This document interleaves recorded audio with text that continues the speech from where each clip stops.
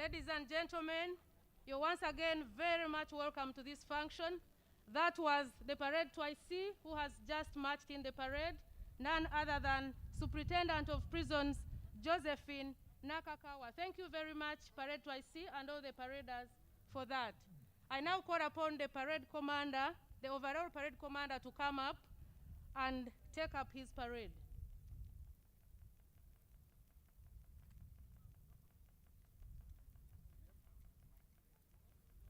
Ladies and gentlemen, the overall parade commander that is coming up is none other than Assistant Commissioner of Prisons, Eli Tumulami. You're most welcome.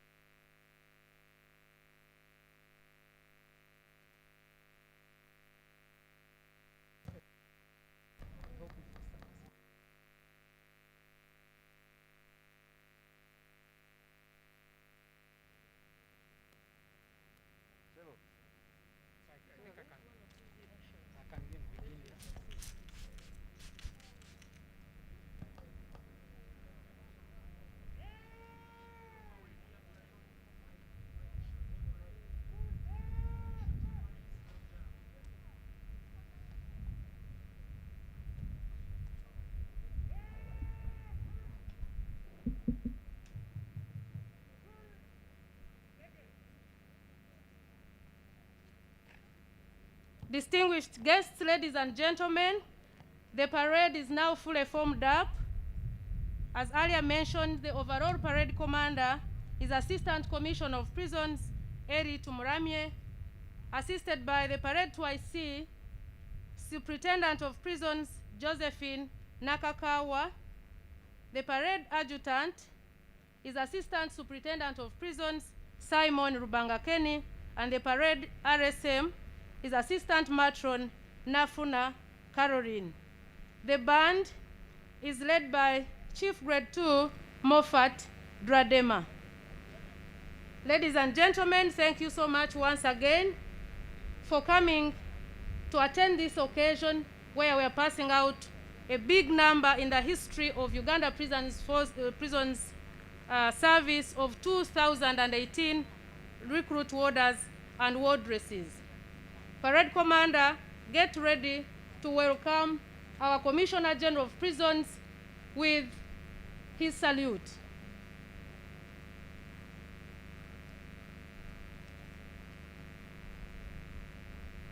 I will now take this opportunity, ladies and gentlemen, to invite the Commissioner General of Prisons, Canon Dr.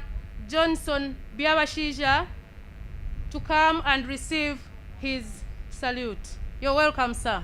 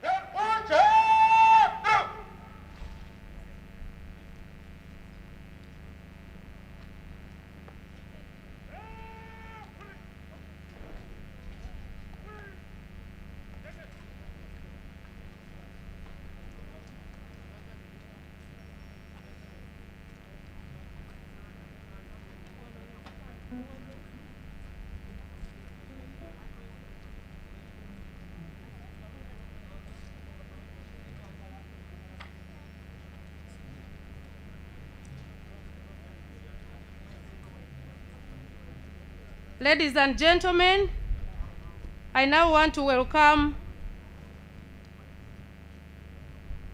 the representative of the IGP, AIGP Guloba Godfrey, to come up and take up his salute.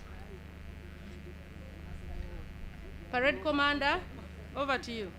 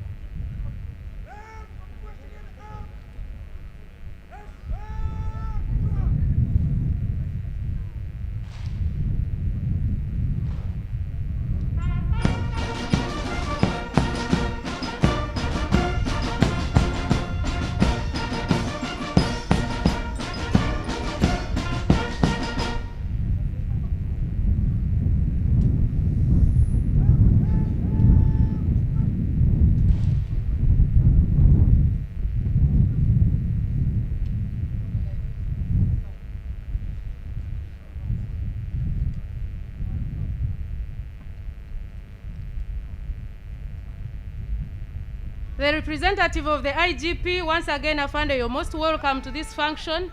We are privileged to have you here. I now request the Prisons Jazz Band to give us a short interlude.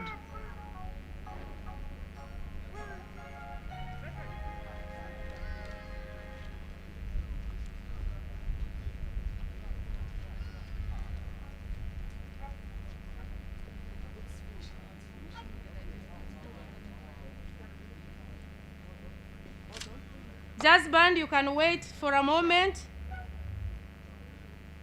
Parade commander, you can now prepare to welcome the Deputy Chief of Defense Forces in a moment.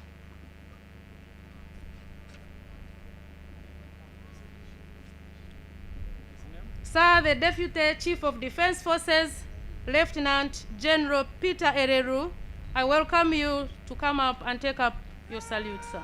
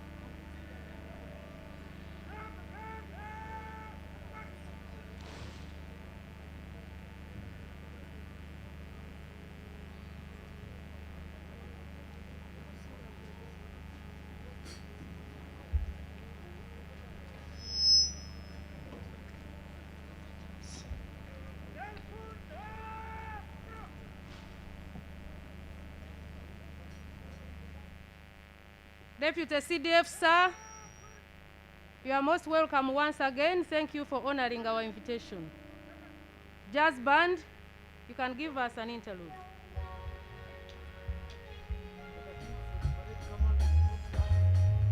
So you I know who I am. This is the chosen generation. Congratulations. We are the chosen generation. Been called to show His excellence. All I require for life, God has given me, and I know who I am. Yes, we are the chosen generation. Been called to show His excellence. All I require for life, all I require for life, God has given me, and I know who I am. I know who God says I am, what He says I am, where He says I'm what. I know who I am. I know who God says I am, what He says I am, where He says I'm what. I know who I am. Hey, I'm walking in power, I'm walking miracles, I live my life from favor. I know who I am. I'm walking in power, I'm walking miracles, I live my life from favor. Come on, 'cause I know who I am. Hey, come on. Hey. Hey. Do you know who you are? Come on, come on.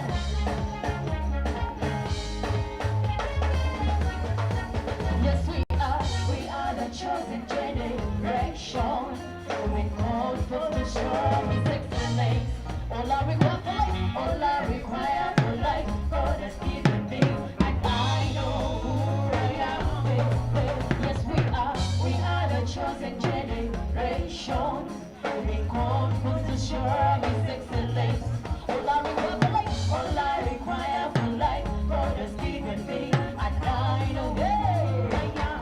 I know who God says I am, what He says I am, when He says I'm what. I know who I am. I know who God says I am, what He says I am, when He says I'm what. I know who I am. I'm walking in power, I'm walking miracles, I live a life of faith.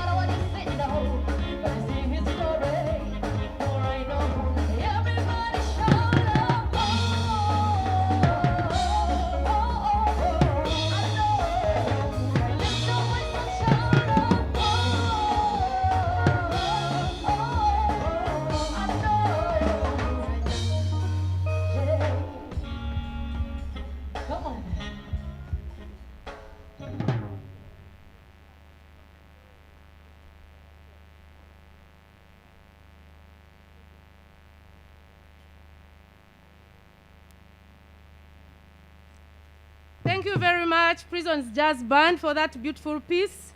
Let's now welcome Bora Dance, still from Prisons. Karicho.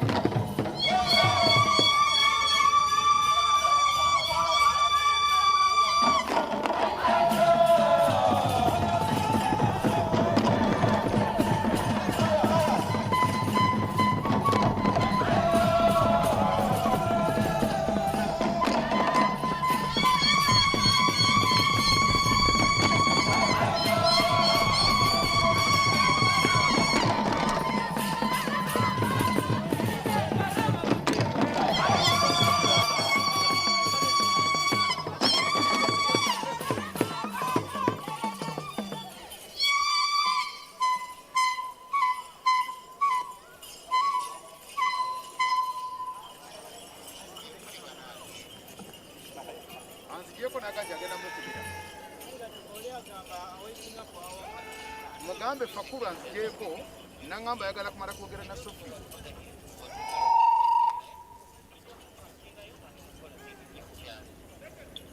Mungambire.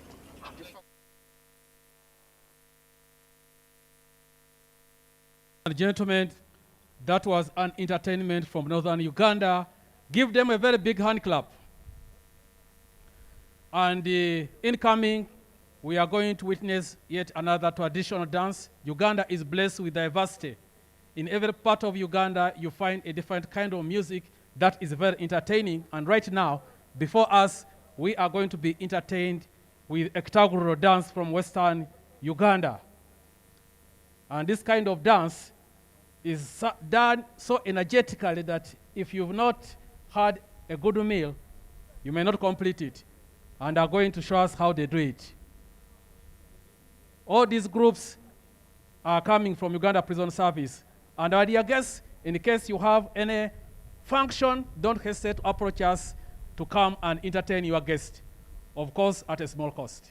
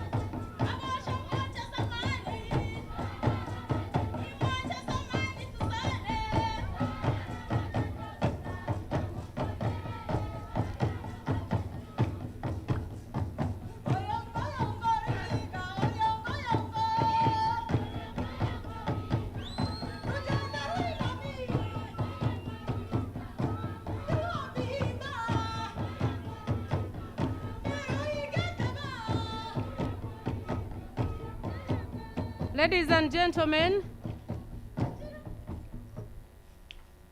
Thank you very much, Echta Gurro. Thank you so much for that beautiful piece. We are privileged to have been joined by the Honorable Chief Justice Alphonse Owinyidoro. Honorable, you're most welcome to this function. Parade Commander,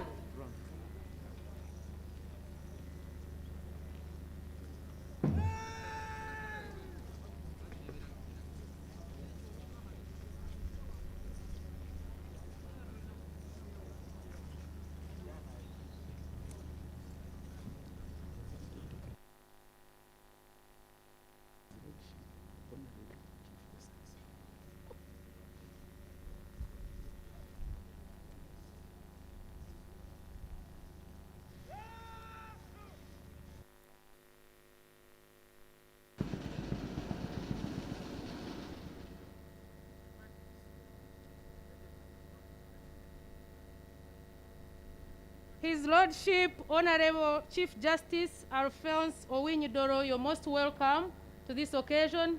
Thank you so much for honoring our invitation.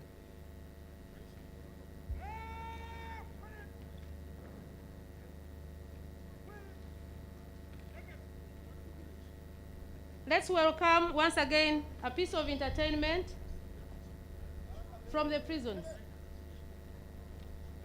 As they come, we want to recognize the presence of the Vice Chairperson of the NRM, Alhaj Moses Chigongo.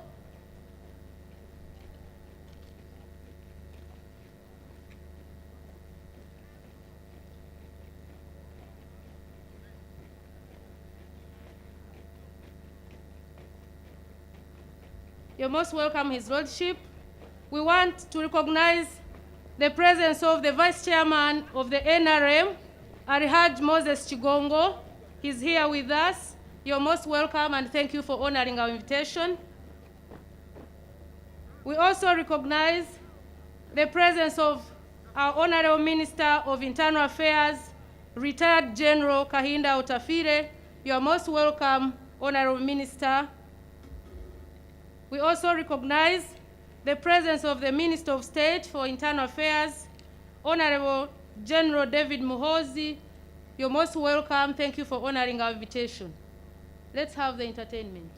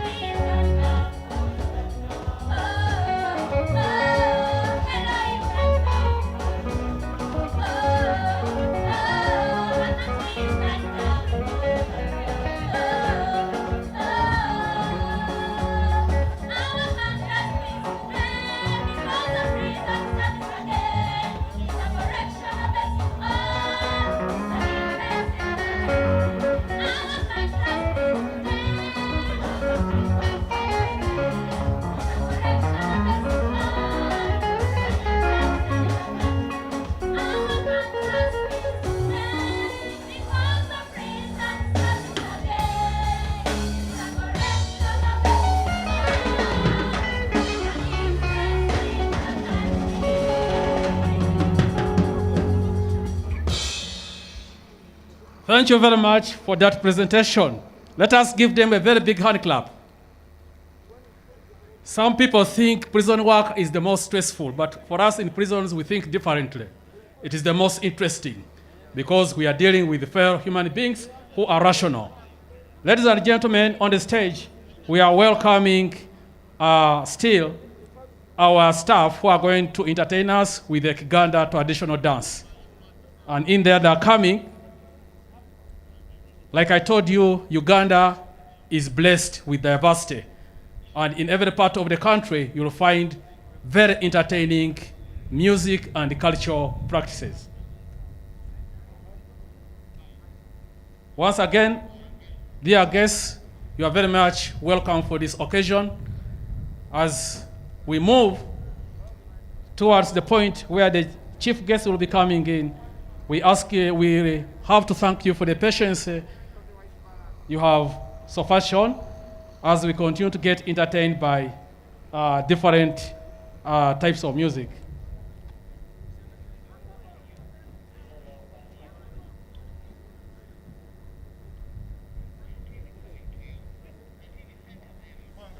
Please, the culture troupe, we don't have all day. Take your chance when you still have it. Please get set and get started.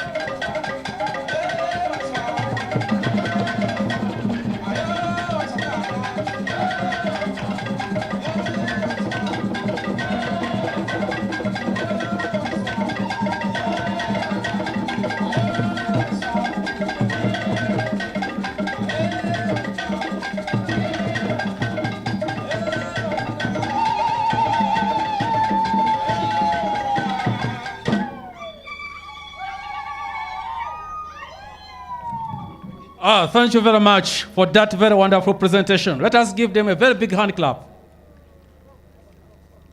Yes. In Uganda Prison Service, at the end of our duties, we settle somewhere and refreshing and manage stress. Ladies and gentlemen, we have another group coming in.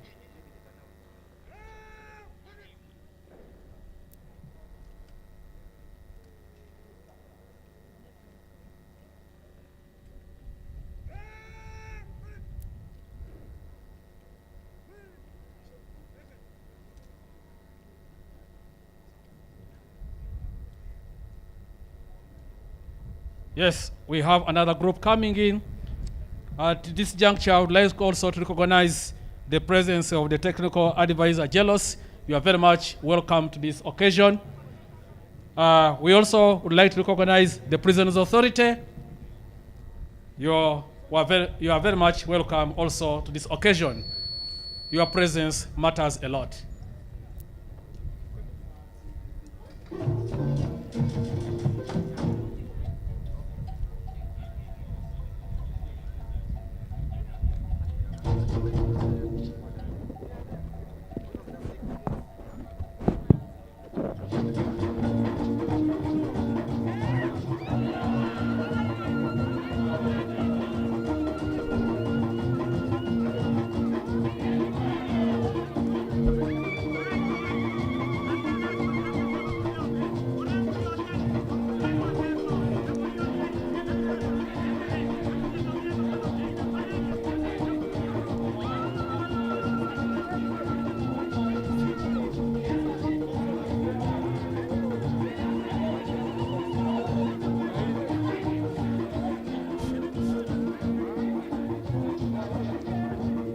Ladies and gentlemen, when you see yellow, these are staff that are going to play the role of prisoners.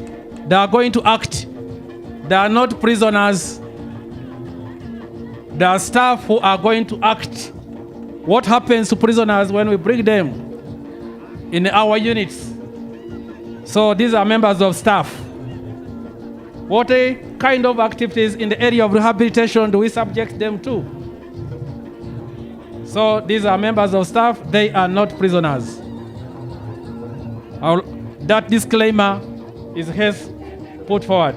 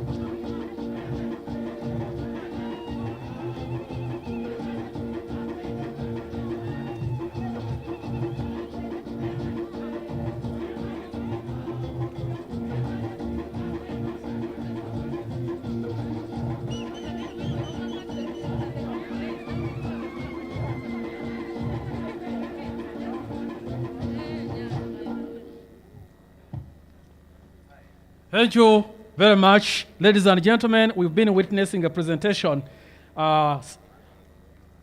whereby some staff have played the role of prisoners, and we've been seeing various activities taking place in rehabilitation. Vocational training is one of the key activities that the prisoners undergo as part of their rehabilitation. Thank you. Ladies and gentlemen, we now take this opportunity to recognize Honorable Rosemary Nyachkongoro, Chairperson Defense and Internal Affairs Committee of Parliament. Thank you for coming. We also recognize Ms. Sharon Nyambe, Lesser Country Head, UNODOC. We recognize Lieutenant General Joseph Masanyufu, Permanent Secretary, Internal Affairs. We recognize the presence of Ambassador Charles Sentongo, Chief of Protocol, Minister of Foreign Affairs.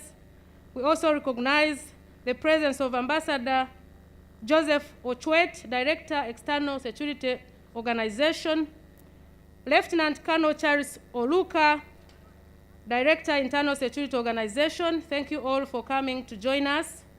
We recognize the presence of Major General George Igumba, Chief of Personnel and Administration, UPDF. We recognize the presence of Commissioner of Police, Moses Kafero, Commandant Bwebaja, Police Staff College. We recognize the presence of Commissioner of Police, Fred Enanga, the spokesperson, UPF. We recognize Ms. Namugenyi Hawa Ndeke, Deputy RCC Central. We recognize the presence of Mr. Orech Martin from Prisons Authority. He's a member. And we also recognize the presence of Mrs. Sewanyana, a member of Prisons Authority. Ladies and gentlemen, thank you for honoring our invitation and coming to be with us on this occasion. We now have the prisons taekwondo and acrobats.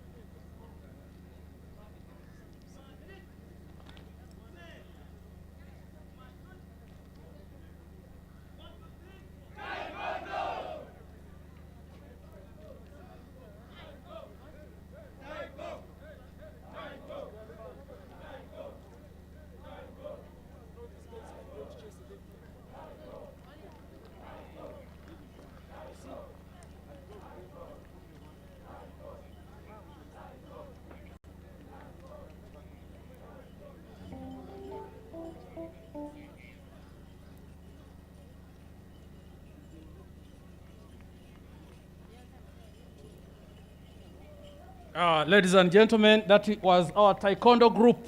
You know, our kind of work requires a lot of skills in self-defense because the inmates we are having sometimes can turn violent, and as a result, our staff must be able to protect themselves against that kind of violence. So the demonstration you have just seen is some of the skills that we keep our staff with so that they can be in position to defend themselves against any kind of aggression.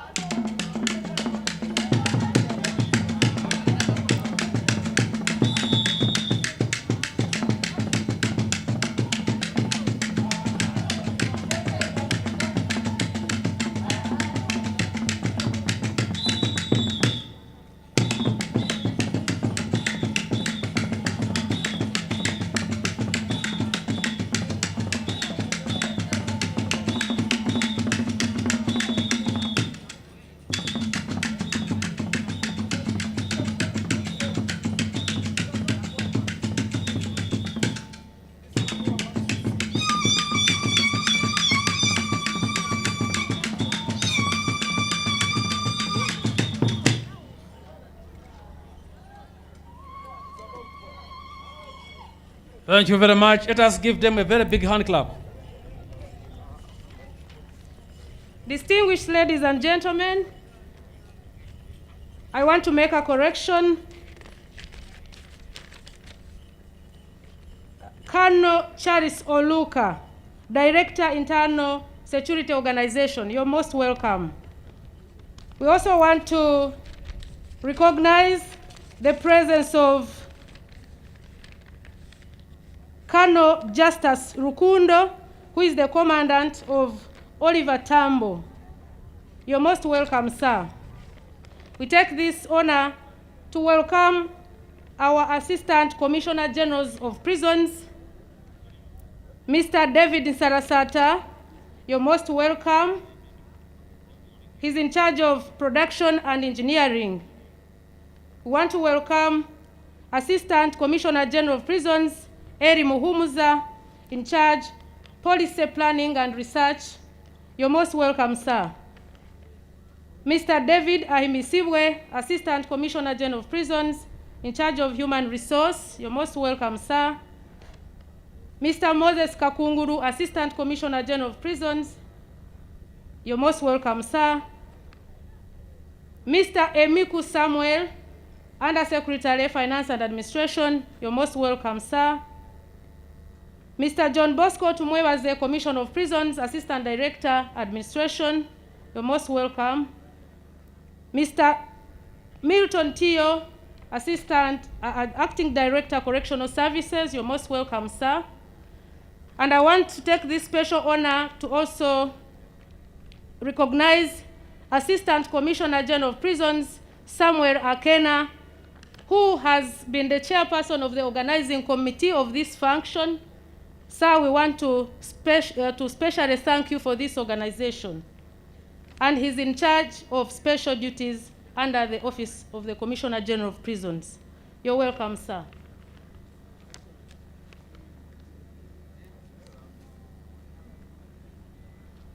I now take this opportunity to welcome the Prisons Jazz Band to give us an interlude.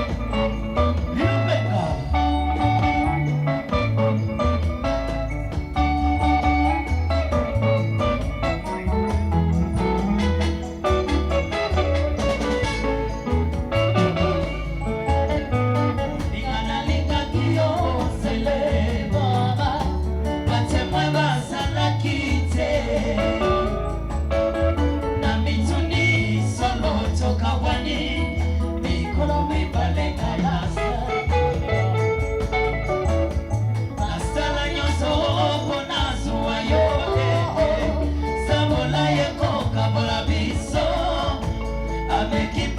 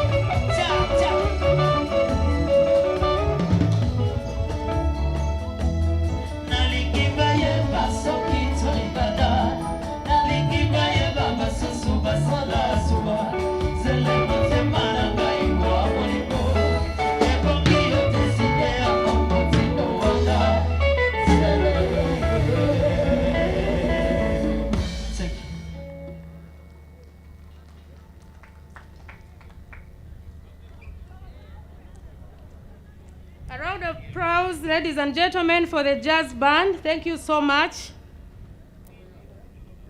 Ladies and gentlemen, I want to recognize the commandant of the Prisons Academy and Training School, who is my immediate supervisor, none other than Assistant Commissioner of Prisons, Brenda Sana, who has brought us here today. Thank you so much, Assistant Commissioner of Prisons, Brenda Sana, for the good work. We also recognize the religious leaders who are here, can stand up for recognition. We have the Reverend Father, the Imam, and the other Reverend. I also want to thank the committee members that worked with Assistant Commissioner General of Prisons, Samuel Akena. All of you as a team worked so hard, and we surely recognize you for that good work. Thank you very much. We welcome Echitaguriro to entertain us.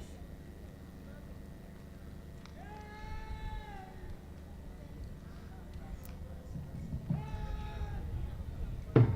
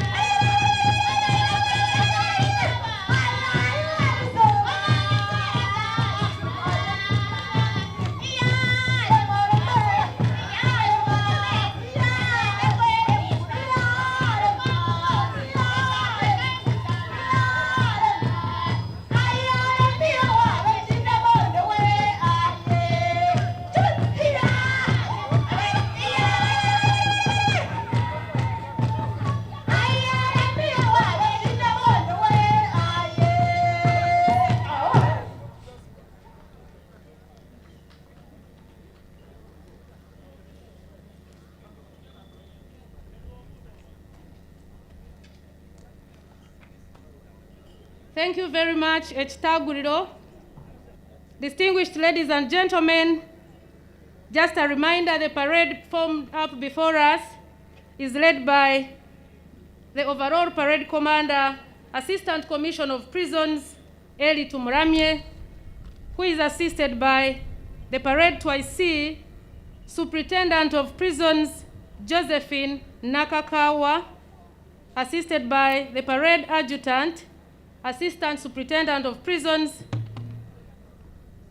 Simon Rubangakene, the parade RSM, Assistant Matron Nafuna Caroline. In charge band, earlier I had erred. I'm correcting this. He's Chief Grade 1, not Chief Grade 2, Moffat Dradema. Thank you very much. The jazz band.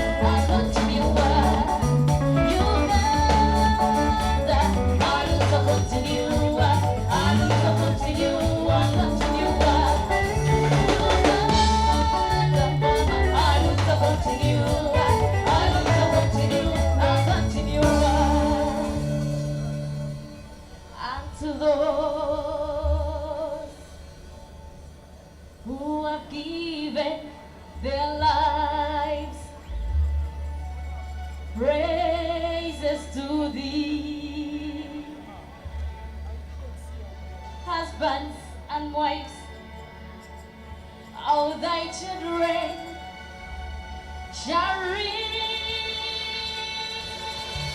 what you sow. This continent is home.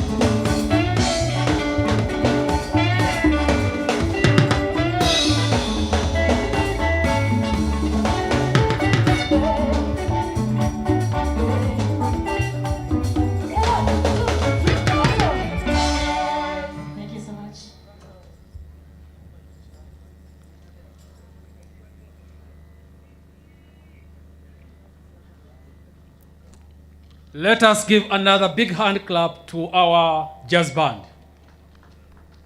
Yes, Ugandan Prison Service, we have one of the best jazz bands in the land.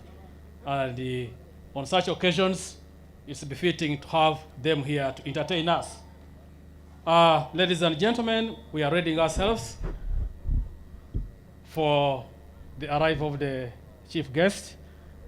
And as we continue waiting,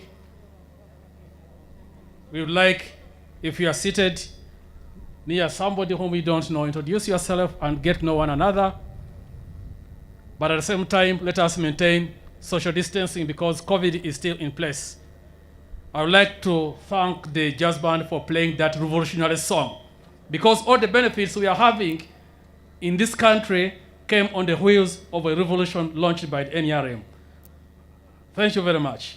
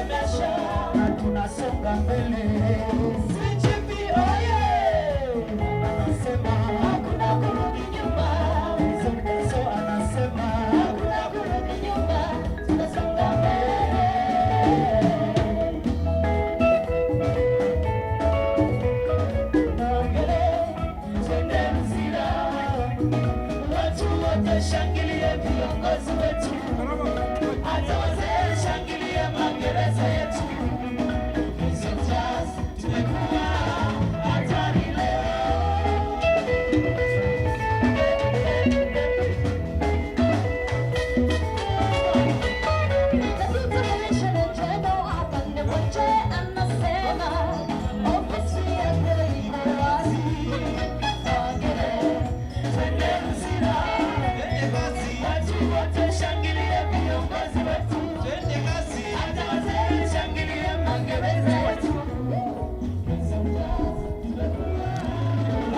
Jazz band.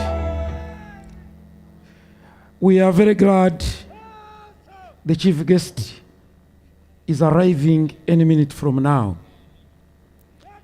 I take this opportunity to welcome all of you distinguished guests, ladies and gentlemen.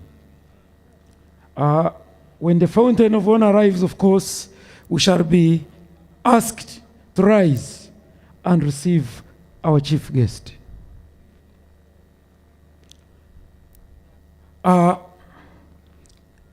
After the chief guest has arrived, we shall sing the anthems. From the anthems, there will be inspection of parade.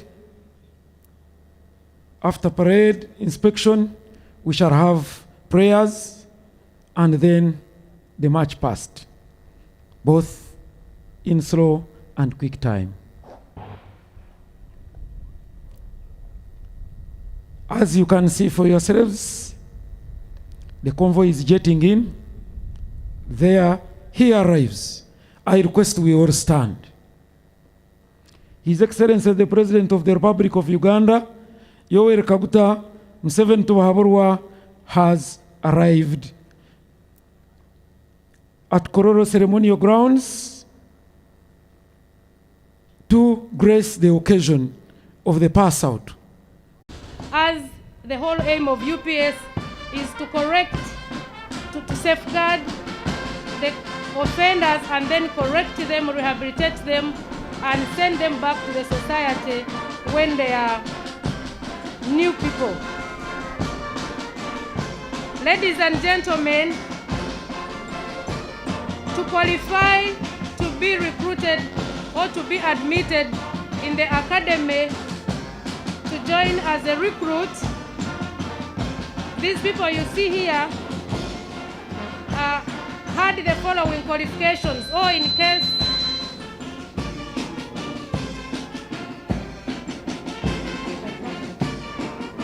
their qualifications, which my colleague is going to come in and elaborate in the future. In case one wants to join, you have to have such qualifications. Thank you very much. Uganda Prison Service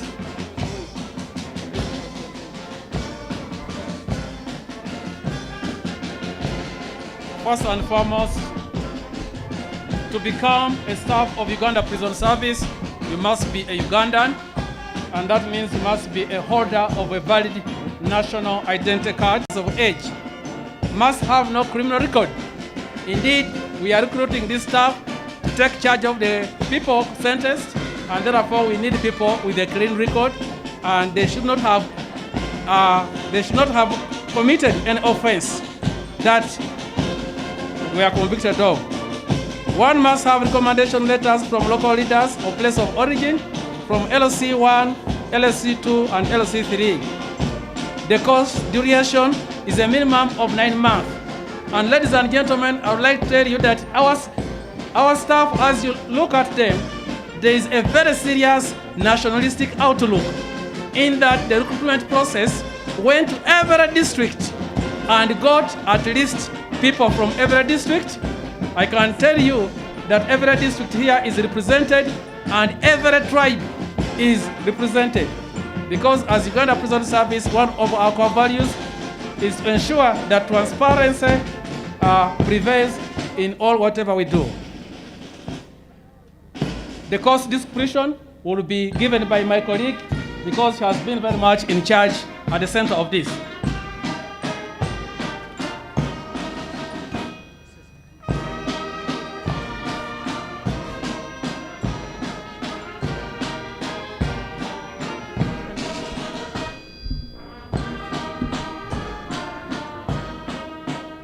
Ladies and gentlemen, the basic course of warders and wardresses which these trainees have undertaken is a course that seeks to inculcate in the recruits or in the trainees the fundamental ideals in the management of offenders in UPS. So as they are getting trained, there is an insight into the vision and mission and the objectives of UPS. They get to know a lot. They get to be told a lot about what UPS is all about.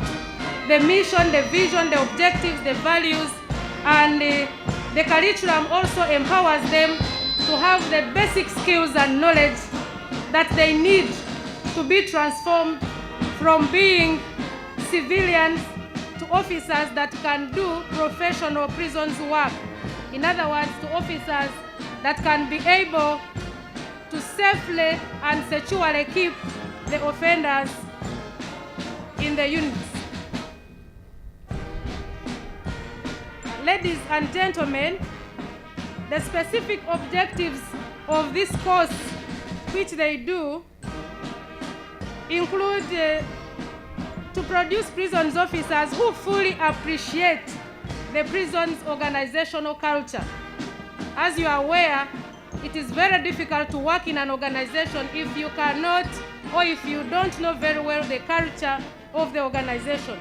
So these trainees here fully understand the culture of the prison service, the smartness, the professionalism, and all those values. And be oiled the way the judiciary has been oiled. And we shall be talking of delivery of justice. Your Excellency,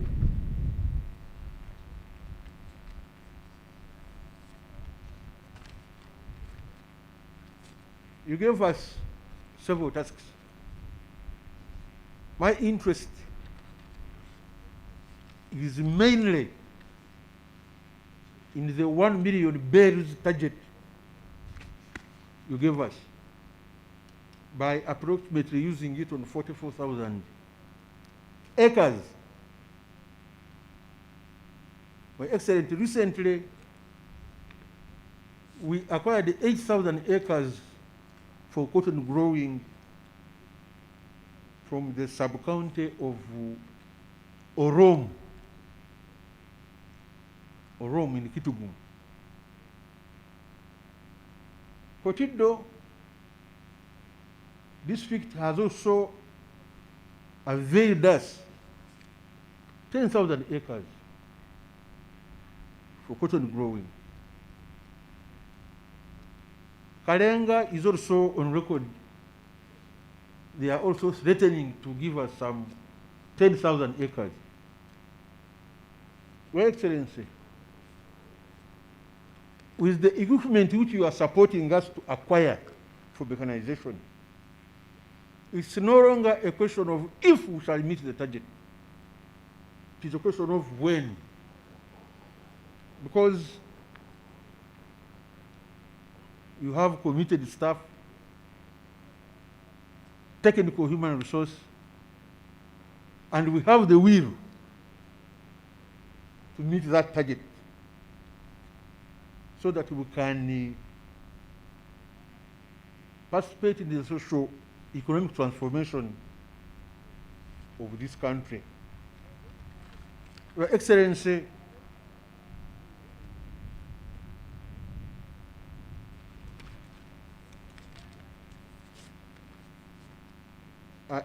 permit me to give a word of advice to the graduates.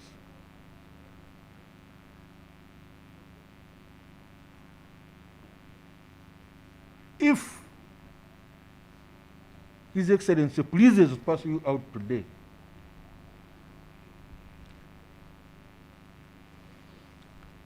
we should go to your institutions and stick to the core values of the Uganda Prison Service. The values of discipline, professionalism, integrity, oneness,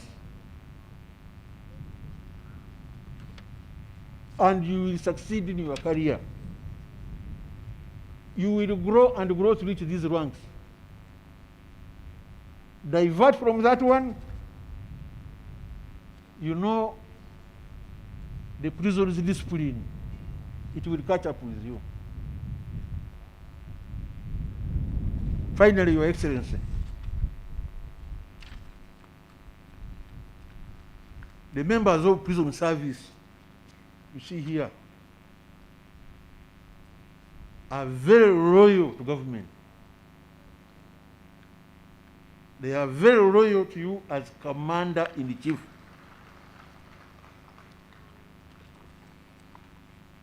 They have demonstrated this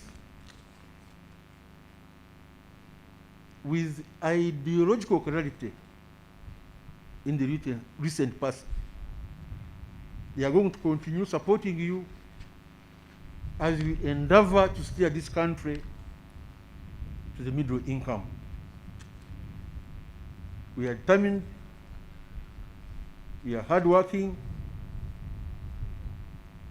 we are ideologically very clear. The sky is the limit. Your Excellency, thank you very much for listening to me. Probably I should have also thanked the commandant and his directing staff for producing this caliber of trainees. I know what they have trained in. They are well trained. And they can handle any thuggery that is thrown at them. They can handle effectively. Thank you very much. May I take this opportunity to invite the Honorable Minister of Internal Affairs, Major General Tad Kahindo Tafile, come and give his remarks and invite you to address the graduates. Thank you, Your Excellency.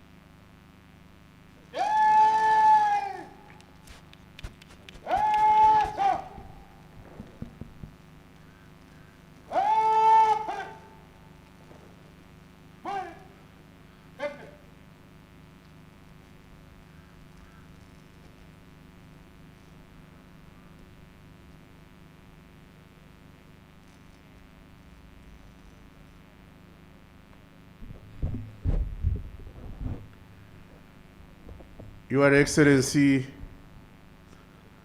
the President of the Republic of Uganda, General Yoweri and wardresses, I don't have to go through the litany of the tribulations of the service. The Commissioner General has already enumerated problems of congestion, lack of transport, and other attendant issues you are well aware of. However, we are grateful for this occasion. Before I invite you to address the graduates who are graduating in a very short time, I would like to remind them that if they are welcome to the prison service, our prison service, unlike what it was in the past, is no longer penitentiary, but a correctional service. I want to remind them that nobody is born a criminal. The disposition to deviant behavior is a result of environmental and cultural circumstances, and sometimes mental challenges. So I want you to treat these inmates as human beings, first and foremost, victims of circumstances. Render them the dignity they deserve as human beings, while you are tough with them as people who are serving correctional sentences. The prison service and myself and my colleagues has decided that we should endeavor to concentrate on behavior change through therapeutic and occupational therapy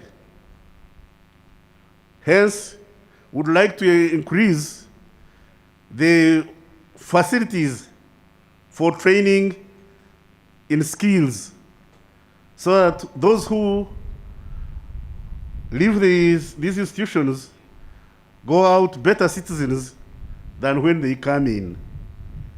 We want to give them a second chance in life. Therefore, Your Excellency, we've decided that we should expand our workshops, not only do tailoring and carpentry, but also want to venture into shoemaking, armed forces apparel, etc., computer training, mechanical workshops, etc., because we have, fortunately, some of these skills within the prison service and would like to put them to good use. Allow me to reiterate what the the Commissioner General has said, that our judicial service, fortunately, I was Minister for Justice just a while ago, is still lacking, inadequate. Not because they are not hardworking, but because the ratio of judicial officers to the population amenable to crime is incompatible. We have few judicial officers and few court facilities. I therefore beg that you intervene and ask the Minister of Finance to increase our capacity to do ICT court processes, so that instead of prisoners walking to court, court can be conducted while the inmates are in their place of abode and the judges are in their chambers. That will reduce the need for walking from where this individual prison to the court premises, so that wherever we can conduct court, where we have capacity to install ICT facilities, we conduct court on video. Wherever we can't, then we try. The CDF, IGP, officers and personnel of the Uganda Prison Services, and all the invited guests.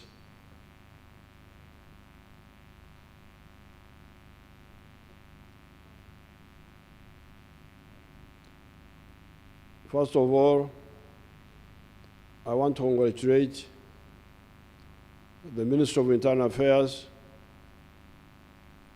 and the Commissioner General of the Prison Services for reinforcing the prison services with more manpower, trained manpower. Congratulations.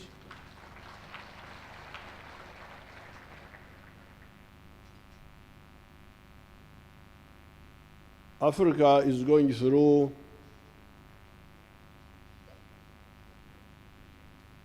a conceptual problem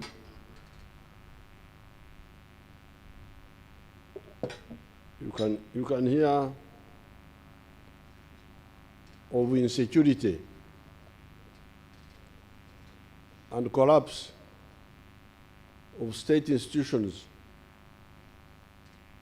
in a number of African countries. The terrorists are taking over parts of the African countries. In Mali, in Burkina Faso, I hear in Cameroon also, Benin, I think also Togo, Nigeria, Central African Republic, in Congo here, in northern Mozambique, in Somalia, you get this phenomenon of breakdown of state authority.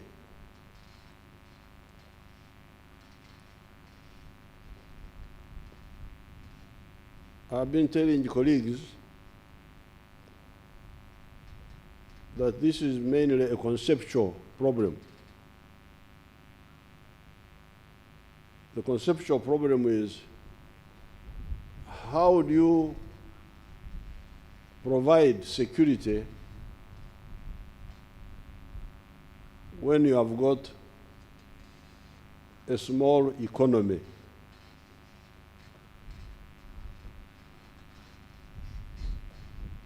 I normally tell my colleagues that can't a poor man guard his house? Can you say, because I'm poor, I can't guard my home? I think that is a failure of analysis.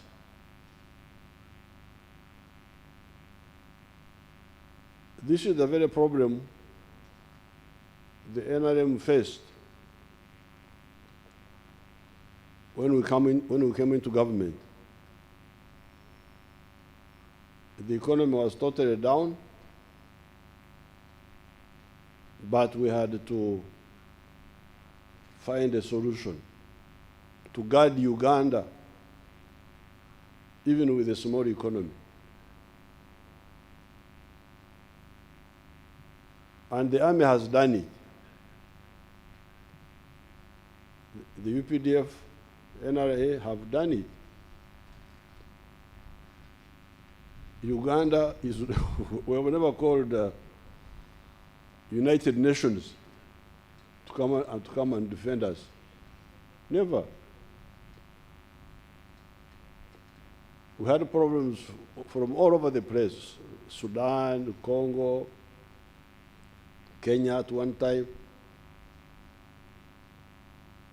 We had a problem on the Rwanda border with the regime of Habyarimana, but we defended Uganda by ourselves. Not only did we defend Uganda by ourselves, but when it became necessary, we contributed to security in other places. The terrorists had taken over Mogadishu. Went and chased them out of Mogadishu. We are now dealing with ADF. ADF had taken over that part of eastern Congo. You can imagine people, those Congolese people apparently are hard-working people. They grow cocoa. Apparently they grow a lot of cocoa. Even our people in Bunduwijo had copied them. They also grow cocoa. And what ADF were doing, they would wait for the crop. When it is ripe, they come and chase the owners and harvest the cocoa and sell it. Can you imagine? That's how ADF have been getting money. Apart from taking minerals and things like that. So, with the army, we were able to analyze and find a way of how to provide security even when the economy is small, was small. I think the problem is that we have not sufficiently spread that doctrine to the other sectors. Even myself, I have not closely come in to interact with the police force, and inadequacy is very pervasive in Africa. When we were fighting Idi Amin, I went to a meeting somewhere, and they were saying, oh, we should collect money and get Israelis to kill Idi Amin. Imagine that they should get money to hire Israelis, because Israelis are the ones who know how to fight, to kill Idi Amin. I said, you people, you must be something. We shall fight Idi Amin ourselves. Why do you want to hire anybody to fight for you?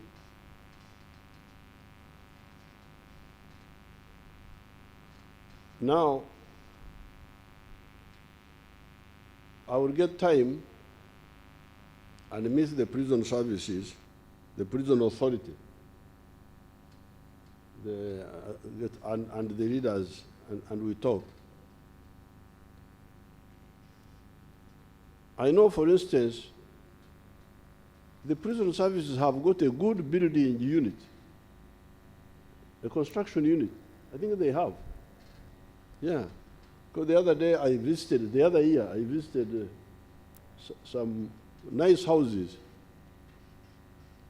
which you built there in Ruzira. I visited them. So then, if you know how to build houses, why don't you build more prisons?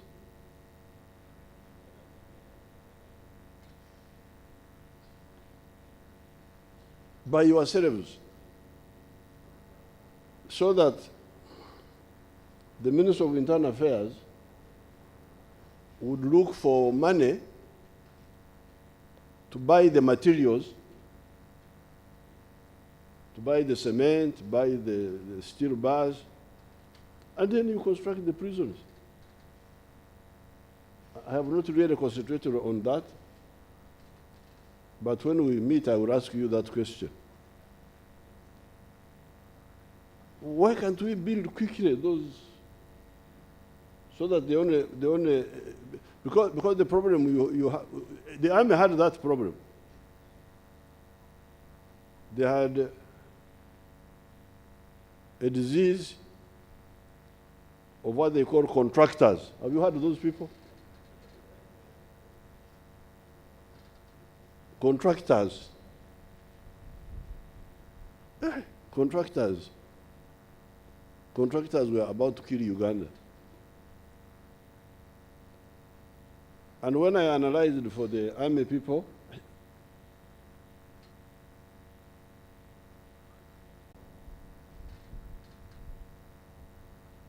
first of all, many of these contractors in Uganda are poor people themselves. Bavu, katomwavu,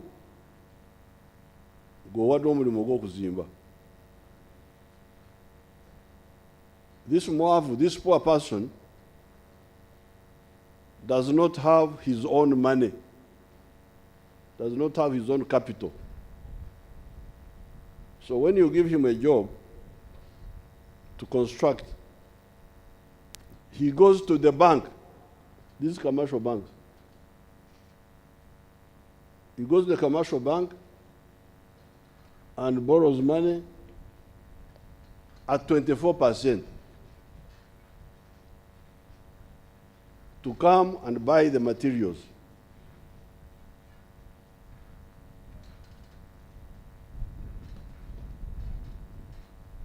Secondly, because he's a private sector person, he wants profit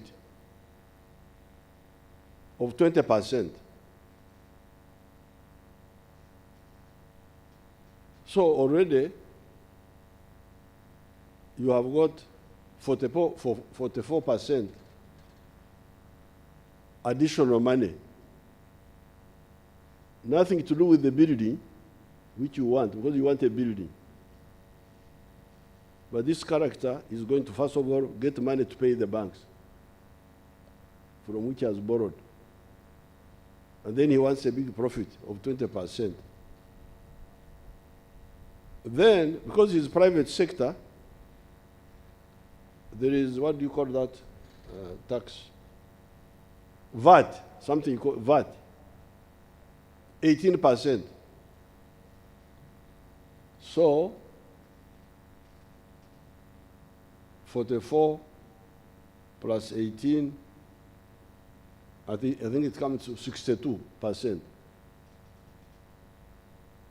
Then the fellow, these contractors of yours, they are poor people.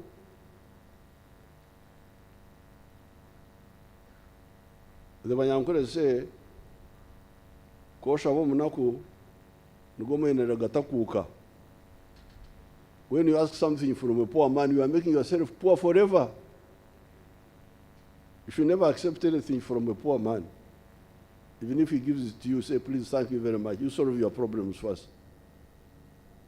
So because he doesn't have his own capacity, he hires transport from other people now. So that adds another maybe 10%. So instead of building a facility for 1 billion shillings, you are now going to build it for 1.8 billion. The 0.8 is from those non-construction activities, nothing to do with the building. 0.8 is the profit of banks, commercial banks, profit of private people, tax of government, transport costs. So instead of out of 2 billion shillings, instead of getting 2 structures, you now have only 1. So this is a big mistake. If it is a government company, if it is, you call it, you know, these civil servants, I don't know where they learn whatever the way they do things. There's what they call it. I think they call it direct labor. This is what they call it. When you do the work yourself, the department.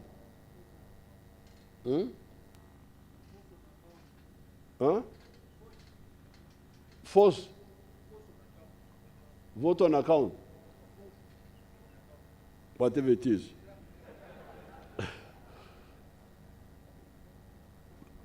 That one. But the point is, okwekorera omulimo, to do the work yourself, so that the only cost we are struggling with, that we should be struggling with, to get enough prisons, enough even accommodation for the staff themselves. We should be struggling with the money to buy the materials. This is what we should be struggling for. To buy the cement, buy the mtayimbwa, get the transport, the fuel to transport. That's what we should be struggling with. And by the way, this is not, I don't know, you like working with foreigners, but some of these foreigners hide the knowledge from you. The American army is the one which built the railways of the country. Forget about their own houses. Even the railway of the country. Like this railway which were hawking around. Who will build the railway? Who will build the railway?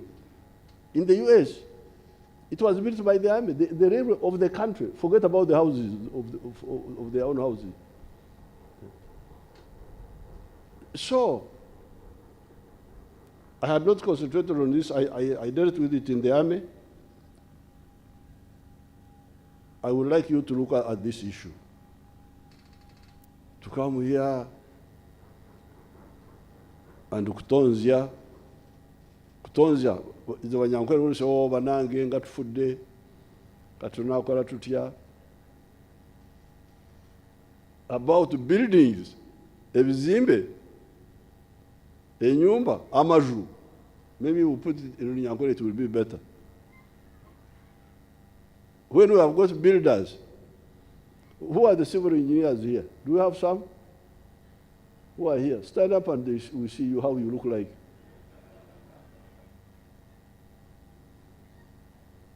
Come forward here on the Mzindaru. Come and tell us.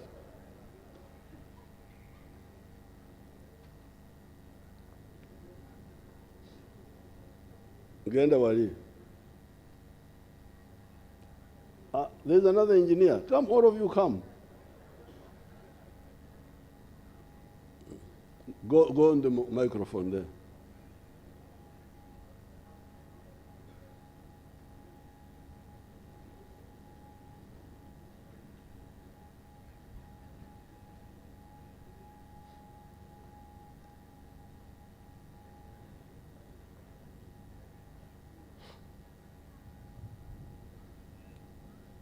Tell us what qualifications you have for building houses. Your Excellency. Your name and all that. I'm called the Engineer Henry Tiveronwa. I'm the Assistant Commissioner in charge of Engineering, Uganda Prison Service. I'm a registered engineer. You qualified as? I'm a civil engineer stroke electrical. I have a diploma in electrical engineering, a bachelor's degree in civil engineering, and master's in project management.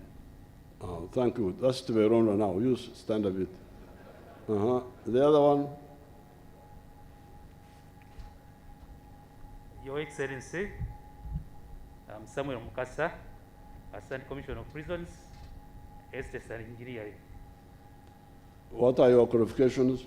I have a bachelor's in civil, civil engineering, bachelor's in engineering. Bachelor's? Yes. Okay. And the other one?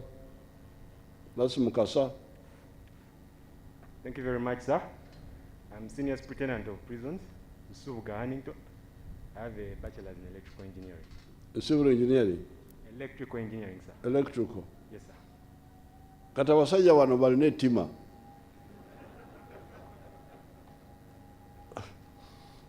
A tima in Luo is called nyeko. Tie nyeko matek can. Because they know how to build, but they are keeping quiet. When people are crying for why can't you build these houses? What is the problem? Your Excellency, we've started on that work, even the prisons. We are now building our prison in Ntungamo. We are doing a prison in Rukunjiri. Katonda yebazibwe bannange. So I am now preaching to the choir. Thank you so much. Go and sit down.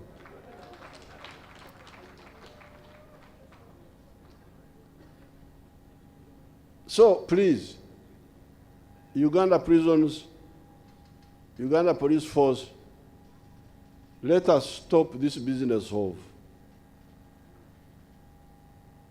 crying for more prisons, more houses for the staff.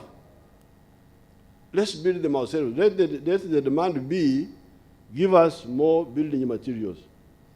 Give us more money for more cement, for more mitayimbwa, and maybe we can recruit more civil engineers, and more, that should be the direction.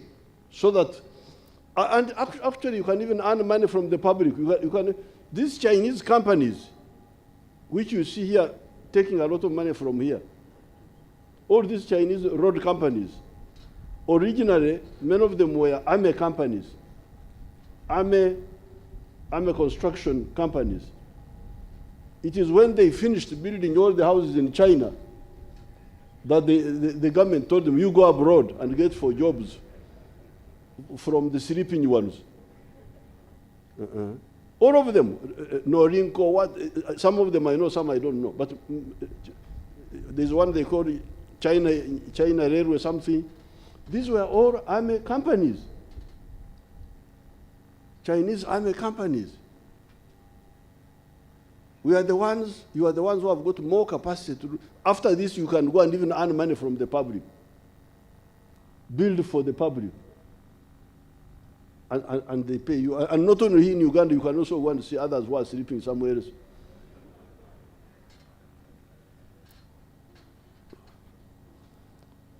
Now, that is on the prisons and on the houses for accommodation.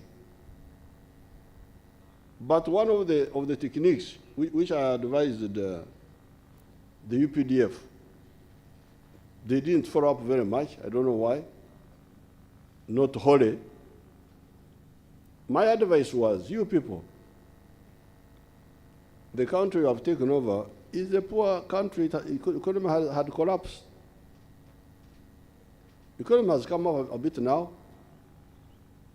It's bigger by almost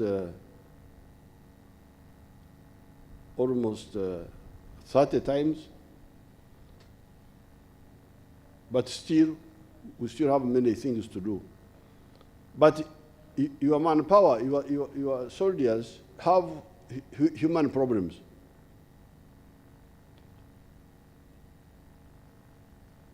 They have their children who need education. They have medical issues. And they need to do something in their homes when they retire. So although they are getting smaller salaries, if you build army schools in every barracks, you build an army school, and the children study free. The government pays the teachers,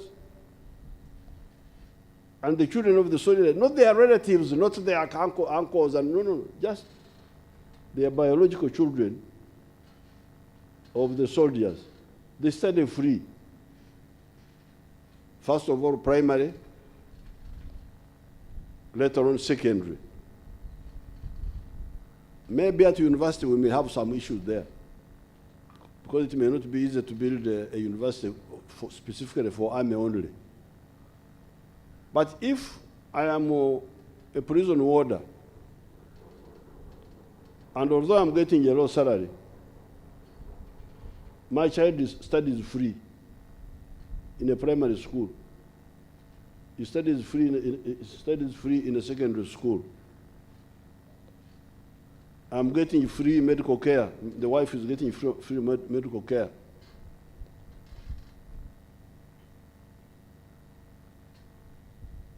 The one who is getting big salary, how much better is he? How much better off is he than me? Because my children have gone to school, educated by the government. The government.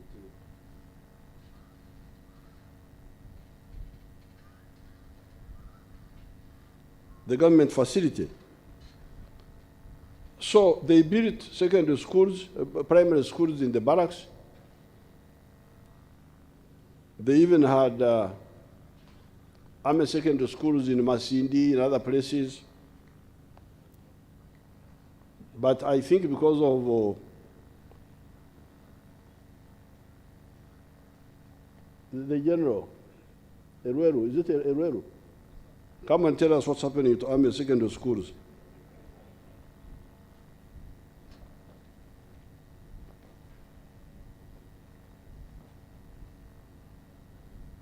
Because that was the concept. The concept was, let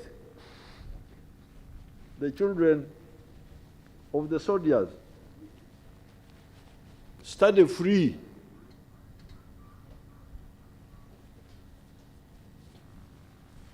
Why does the soldier, what do we need to educate a child? We need teachers and classrooms. And the army can build a school in every barracks, primary school. Secondary school, you can build one per division area. And the government pays the teachers. Teachers are paid by the government. Government is building the classrooms. So what is the money for? The money you soldiers, you pay. What is it for? So what's happening to my idea? Is this still there or it's dead? Your Excellency, we are still working on it. Oh, that means it died a bit.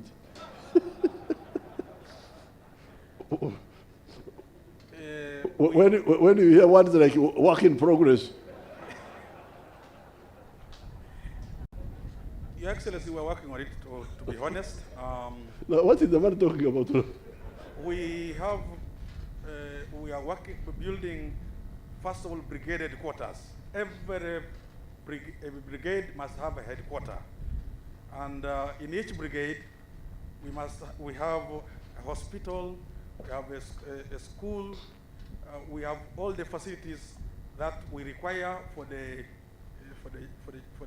soldiers, including their families. We have schools in Bondo. We have built a school there. We have a school. What happened to the original school, the ones that I had built in Akasongola, Masindi? Your Excellency, those ones are doing very well. This one's in Akasongola, this one in Masindi, Mbarara, of course, Jinja. You go to Rubongi, we have a school. We have been a school in Oh, so you mean you want to bring them to spread them to lower levels? Yes, we first of all want to start with the brigades. Oh, okay. Then down we shall come to battalions. Oh, okay. Yes. Kade, now my morale has gone up now. Thank you, sir. Because I thought because what I did, I started with the 4 schools, secondary schools, regional. The one of Jinja, Nakasongora, Masindi, Rubongi, and Mbarara. These have graduated people who are now big people. They have graduated, people who are now big people. But now, I think what he's talking about is later on I gave them instructions to go down to the brigades, which is very good. So, if the prison services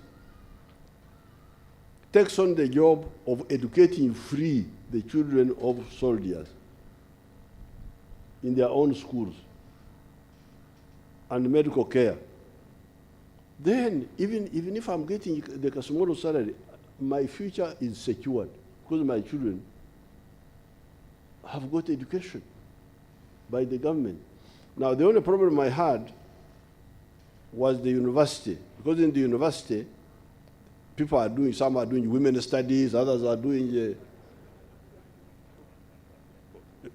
degree in conflict resolution, another one. So I think I advise the army people, you select a few best courses for the university. We can even have an army university or an armed forces university shared by the armed forces, where we have only a few courses. Not if you want for women's studies, you go somewhere else. But if you are looking for chemistry, for biology, for physics, for math, we can even have the lawyers. Lawyers also somehow, they say they're useful. I'm not very sure, but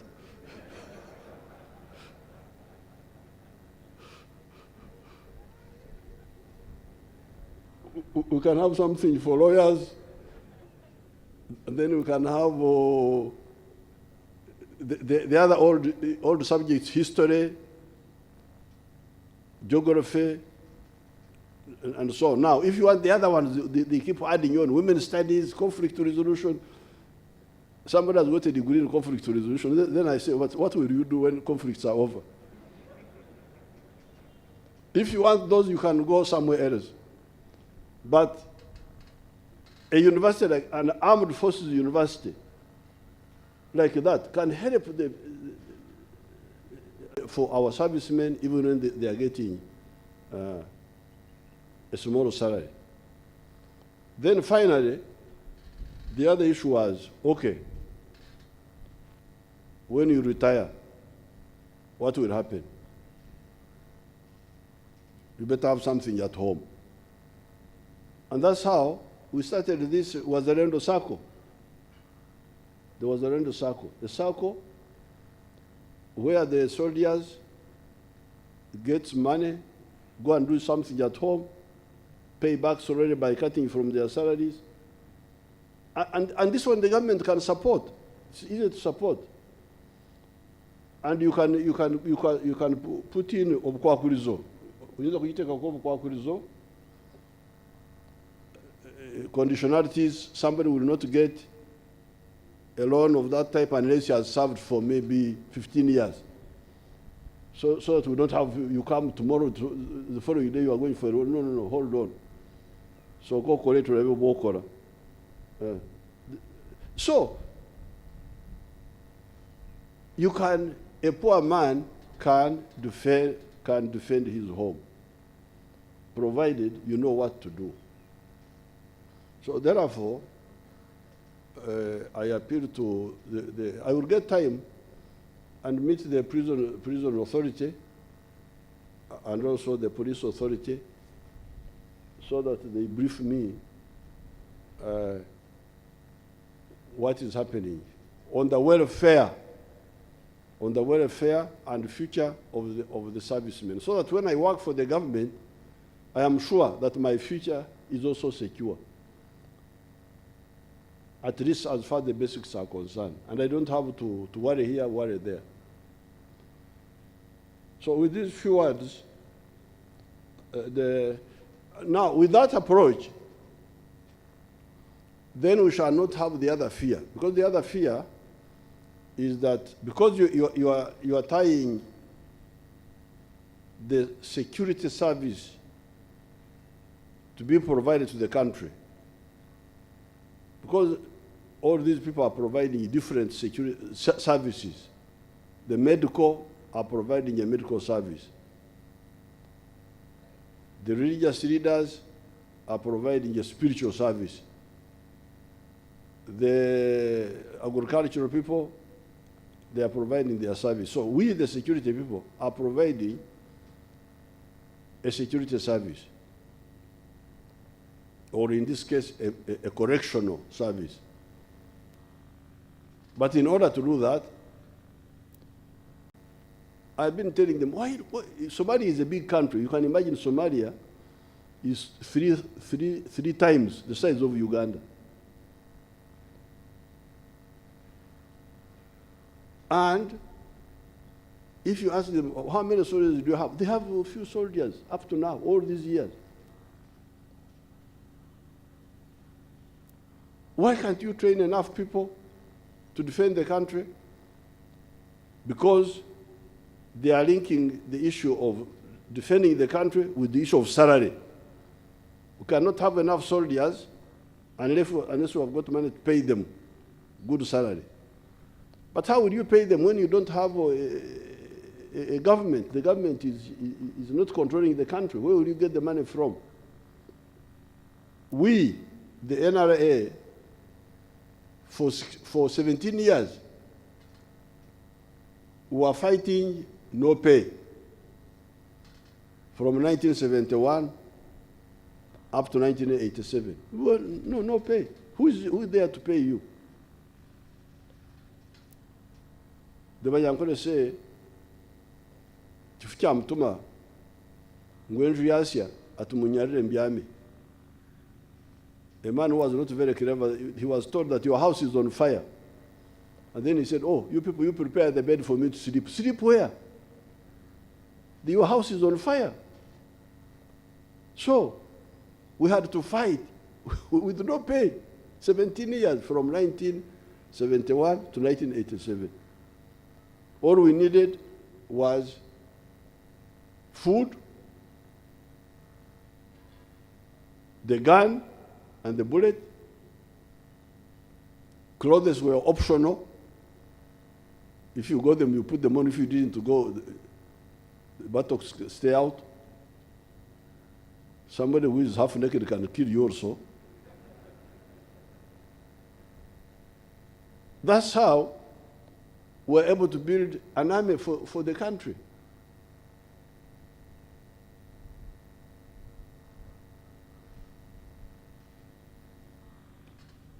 I trained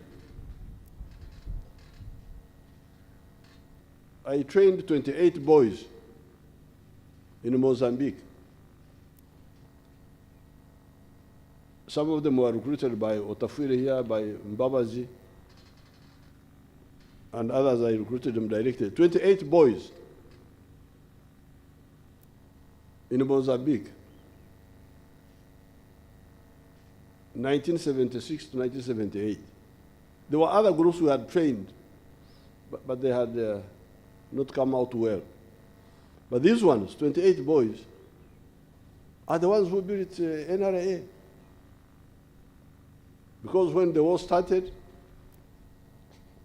in 1978, I came with them up to the border, to the front line. I arrived on the front line on December 23rd, 1978. And we started recruiting some Bachiga Bapakasi workers in Tanzania on the other side. So you come and fight for your country. We trained them.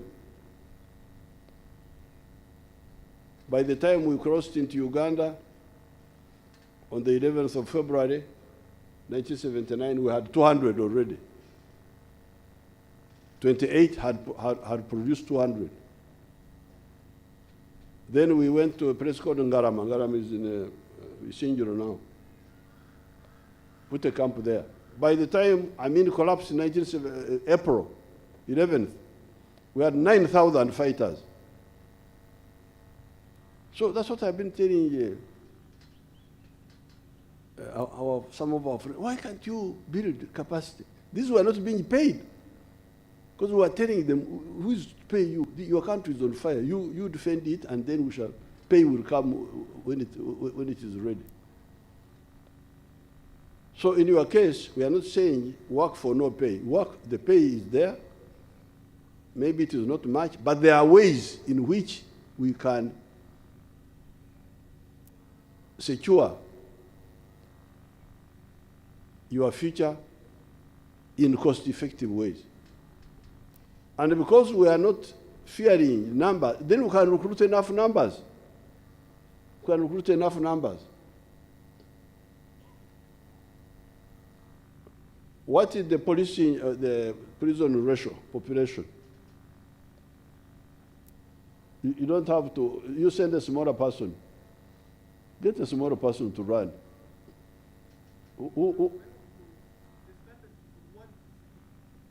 One?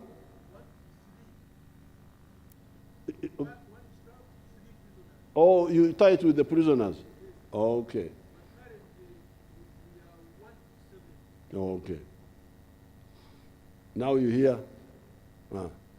So there we have got a yardstick that we should have, because normally police ratio, we say one policeman for 500 population. So Uganda now needs 80,000 policemen. We have now gone to about 50,000, I think. So we need to get these numbers, but with a clear strategy of how a poor man can defend his house. With that one, we can move. So here, the Commissioner General is saying one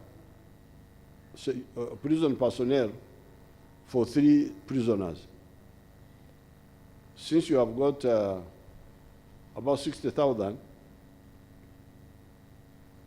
you need at least 20,000. And now you are somewhere above 10,000, 12,000. So I appeal to you learn my technique. Because I am here, I'm here. You are not, you don't have, it's not a story they are writing about me, I am telling you what I did. In person, not a book you are reading, I'm standing here. How I built an army from zero to an army which defeated the national army and which is now an international army, because I'm here. So you don't have to pay a consultant. If you have got some, if you want money, if you want to pay a consultant, I'm here, you can come and pay me.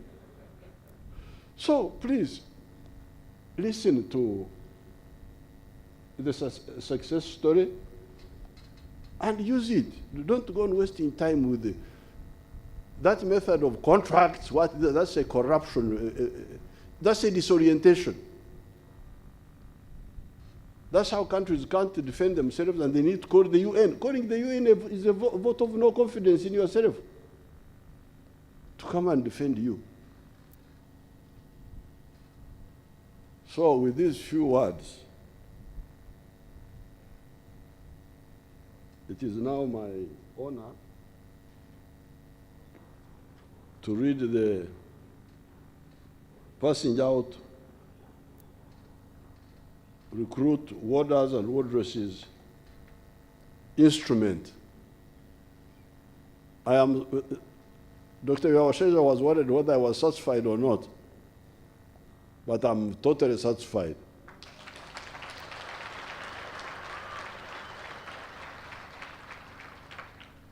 And I congratulate them. They were very smart. Although I don't see any who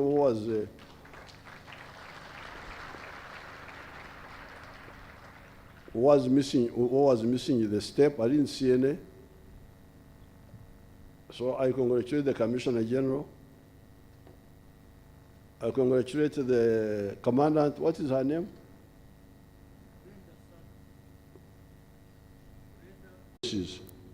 Of the Uganda Prison Services. Signed.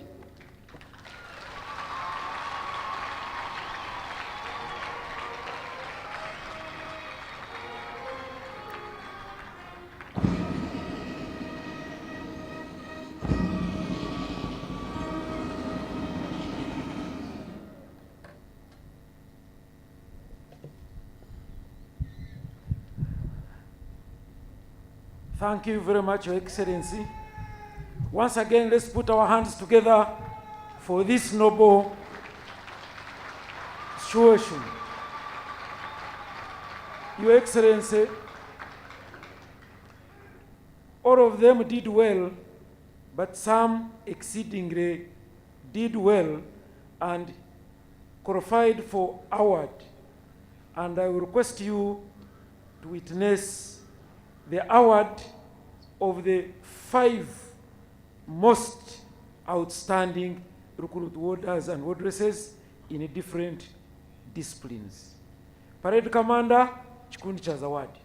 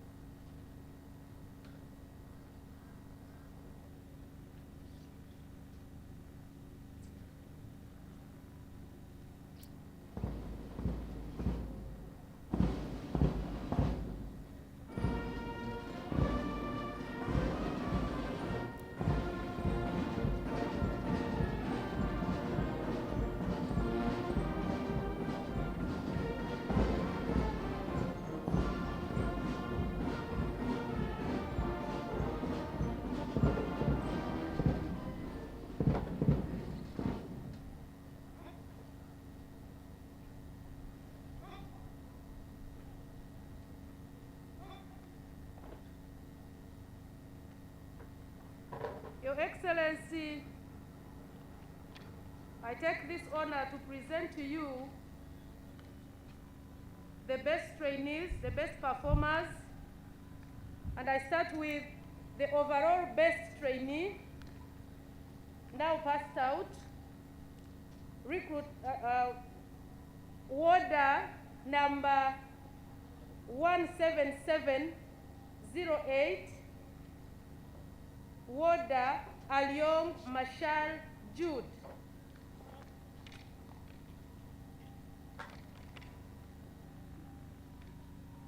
Your Excellency Major Jude was outstanding in leadership. He was consistently smart while on training. He performed excellently well in academics. He's very good at parade. He's confident and is good at self-expression. He's self-motivated and is ideologically upright. That is the overall best. Alyong Marshal Jude.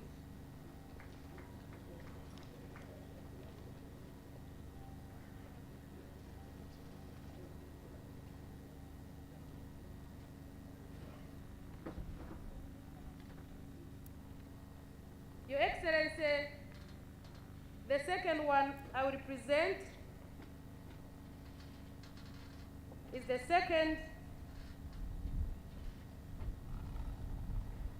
the best in academics, male category, number 19531, Warder Warenge Fred.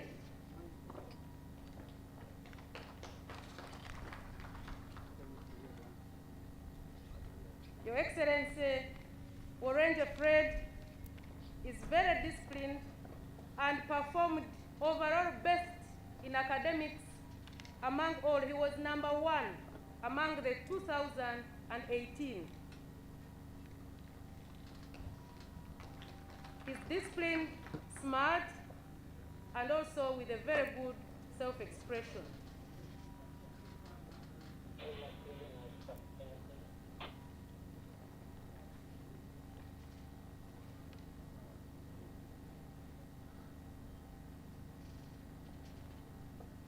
The third, Your Excellency, is the best in academics female category, number 18413, wardress Chemtai Flomena. She was the best in academics overall in the female category. Performed very well. She's also very smart, good in parade, and very confident.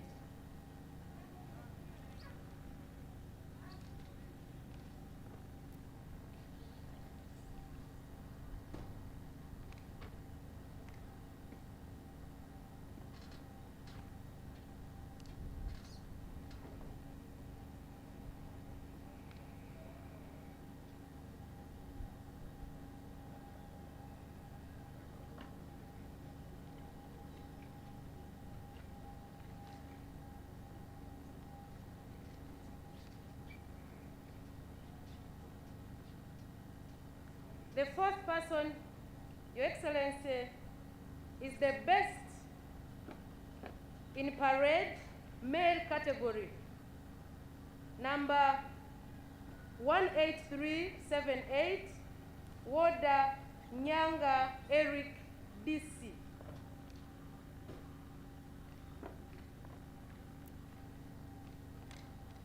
Your Excellency, Nyanga is very smart. He's highly disciplined. He's very swift and meticulous in his actions. He responds very fast to commands and is always very alert. That is Nyanga Eric DC, the best in parade male category.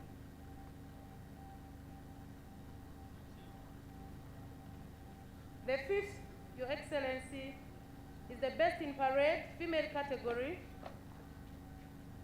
number 18816, Wardress Gussie Christine. Your Excellency, Gussie Christine is a very smart trainee, has been a very smart trainee, very disciplined, also very swift and meticulous in her actions, very quick response to commands, and always very alert.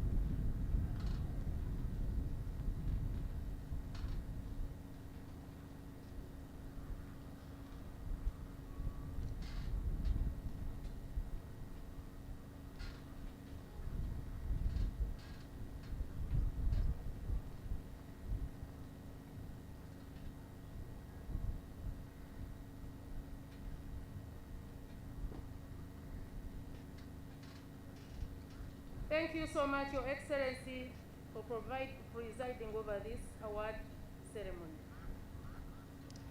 Thank you so much. Let's put our hands together for Your Excellency and the awardees. Your Excellency, we are coming towards the end of this function. The Commissioner General of Prisons has prepared lunch for all of us here after the session. And at your wish, sir, would wish to have a sample. Hold on, young people, hold on. Just stay there. Some of those young people, they did well in school, but they lacked school fees. I didn't ask the first one, but the second one, the one from Bulamburi.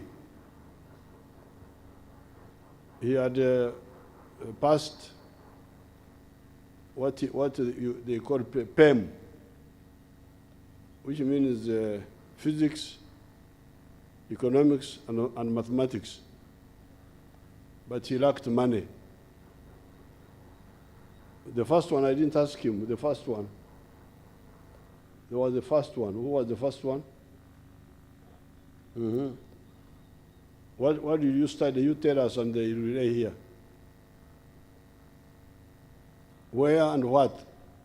Come and tell us. Because sometimes these children who do well, sometimes it is because of education. They learn quickly because they are already.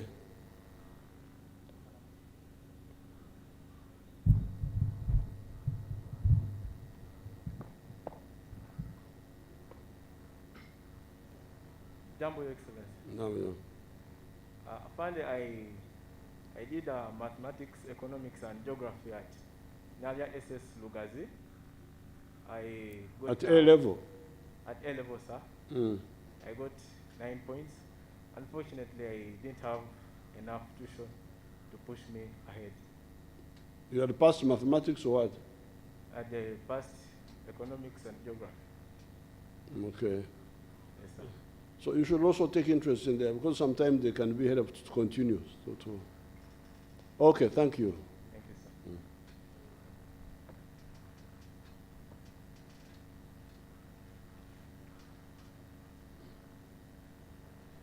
Parade Commander.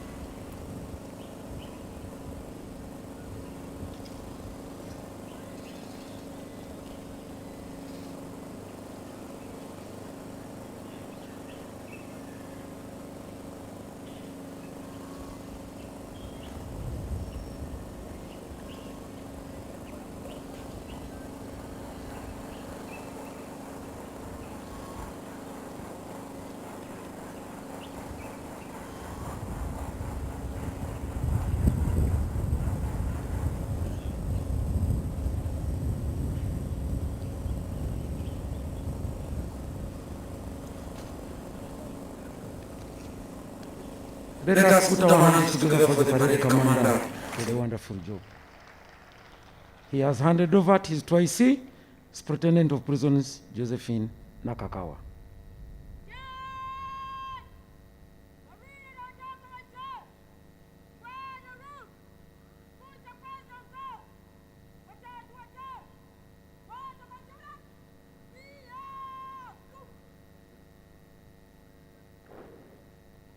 In a special way, we recognize the presence of the parents of those who have been awarded gifts today here. They qualified to come and be part of here because of the excellency of their children in performance. We thank you so much for having such brilliant and disciplined children.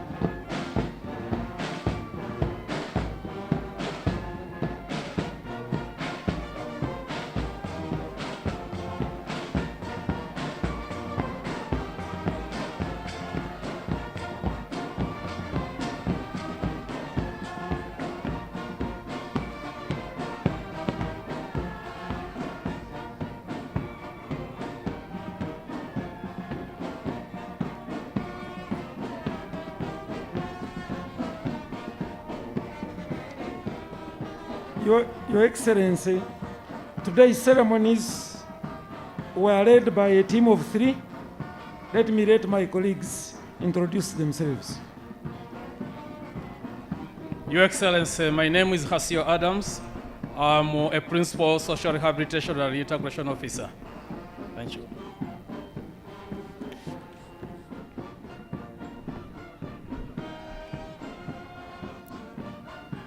Your Excellency, I am Senior Superintendent of Prisons Mary Centenary and the Deputy Commandant of the Prisons Academy and Training School. Your Excellency, Frank Baina, my name is Commissioner of Prisons in charge of corporate affairs. In a special honor, you are invited to the Commissioner General's lunch served in the tent next to below me here.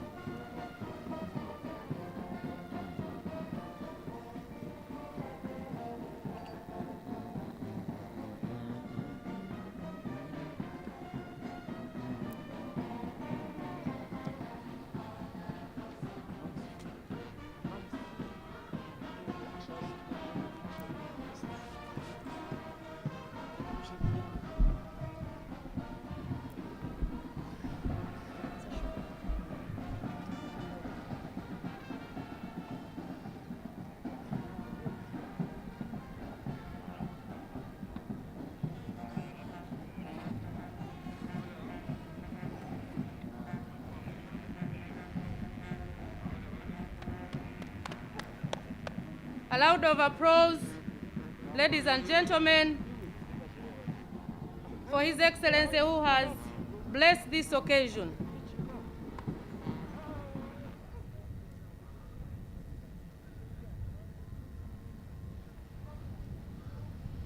Distinguished guests, ladies and gentlemen, you're welcome to a lunch which is prepared by the Commissioner General of Prisons, and he will lead the guests for the lunch. Thank you very much all. Thank you for coming, for blessing this occasion. The ushers, please be at your places to guide our guests on where they will be. I have a message for you. God has sent me to you. Listen, them say, them tell you, say you can never be the one. But God say, make I tell you, say now you him choose in 1 month, in 1 week. You will sing a new song in 2 days, lesser than you will hear. Congratulations.